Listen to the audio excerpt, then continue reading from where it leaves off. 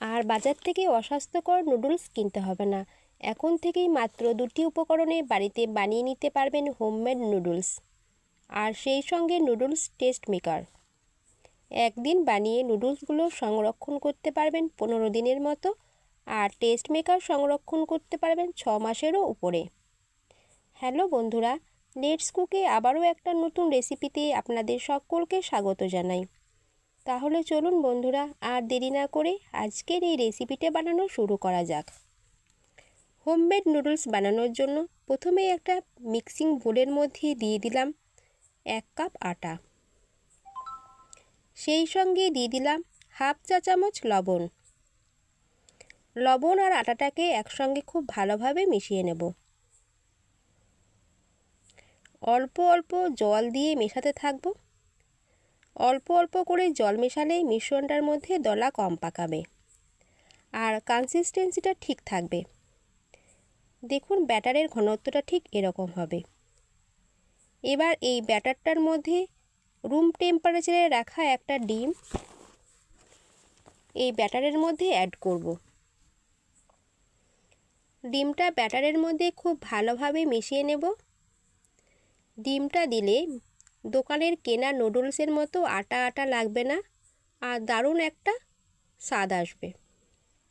আপনারা এখানে আটার পরিবর্তে ময়দাও ব্যবহার করতে পারবেন। ডিমটা দেওয়ার পর ব্যাটারের ঘনত্বটা আরেকটু পাতলা হয়ে যাবে।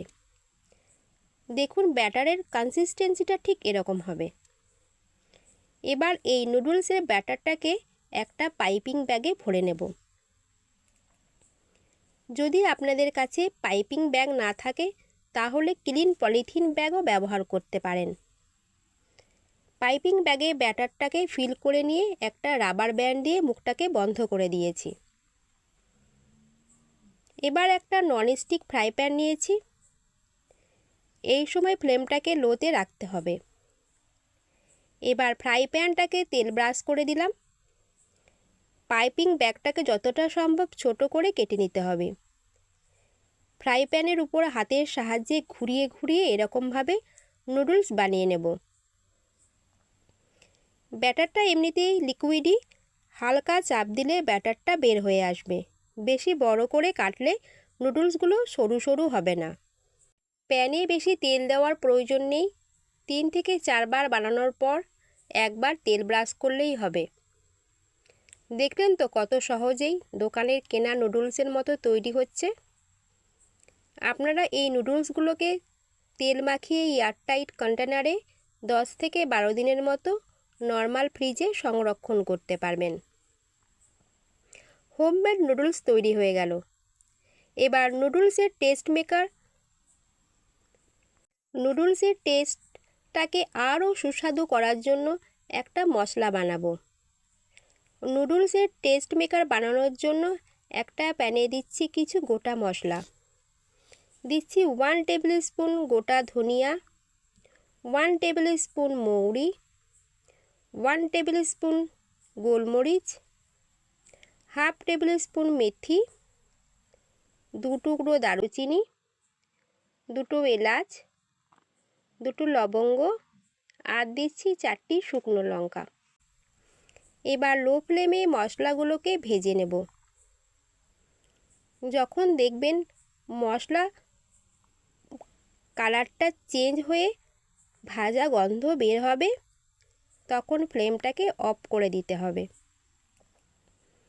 এবার মশলাটাকে ঠান্ডা হওয়ার পর গ্রাইন্ড করতে হবে। মশলাটা গ্রাইন্ড করার পর এর মধ্যে কিছু গুঁড়ো মশলা অ্যাড করব। এর মধ্যে দিচ্ছি হাফ টেবিল স্পুন হলুদ গুঁড়ো, 1 টেবিল স্পুন লাল লঙ্কার গুঁড়ো, আমচুর পাউডার,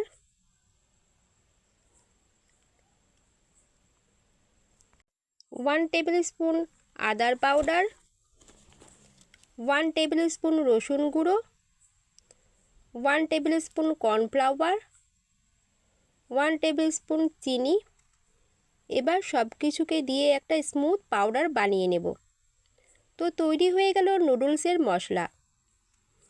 এই নুডলস মশলা দিয়ে নুডলস রান্না করে দেখবেন, এর স্বাদ হবে অসাধারণ। এবার নুডলস রান্না করব। তার জন্য একটা ফ্রাই প্যানে দিচ্ছি তেল,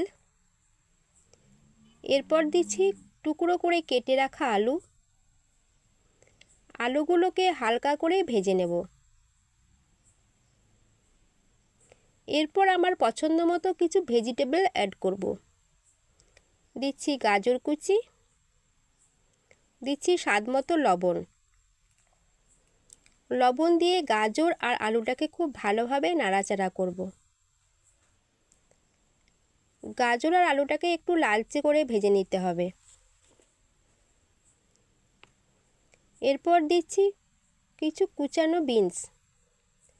এটাকেও খুব ভালো করে 1 মিনিটের মতো কুক করে নেব। এরপর দিচ্ছি green bell pepper. Green bell পেপারটাকেও কিছুক্ষণ নাড়াচাড়া করে নেব। কিছুক্ষণ নাড়াচাড়া করার পর দিচ্ছি কিছু সুইট কর্ন। আপনারা আপনাদের পছন্দ মতো সবজি ব্যবহার করতে পারেন। এরপর দিচ্ছি আগে থেকে তৈরি করে রাখা নুডলস। এবার নুডলসটাকে সবজির সাথে খুব ভালোভাবে মিশিয়ে নেব। এবার নুডলসে দেব আগে থেকে তৈরি করে রাখা মশলা।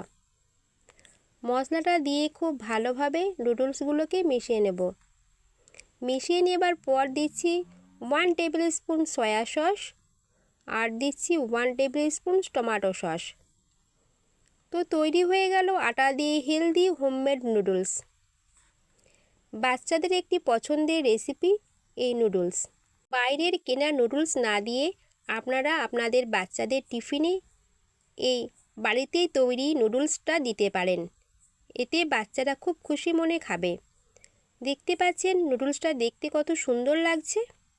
এই হোমমেড নুডলস আর হোমমেড ম্যাজিক মশলা রেসিপিটা কেমন লাগলো আমাকে অবশ্যই কমেন্ট করে জানাবেন। ভিডিওটা ভালো লাগলে লাইক আর শেয়ার করবেন আর সাবস্ক্রাইব করে আমার চ্যানেলের পাশে থাকবেন। ততক্ষণে ভালো থাকবেন, সুস্থ থাকবেন। ধন্যবাদ।